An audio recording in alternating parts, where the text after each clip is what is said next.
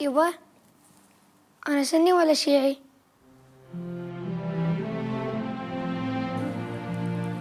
يا سعود انت الاثنين، وربنا ترى واحد، بس بالاسم مختلفين. قول لي، منو اعز ربعك؟ أعز ربعي حسين. يعني انت عين وهو عين، ويشهد الله اني احبكم واحسكم انكم عيالي وغالين، انتوا الاثنين من قبل، من زمان، من ايام بيوت الطين. احنا اخوان متحابين متناسبين، تجمعنا مو بس ايام، تجمعنا احنا سنين.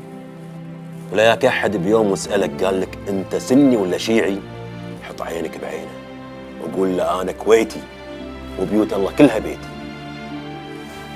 هذه وصيتي.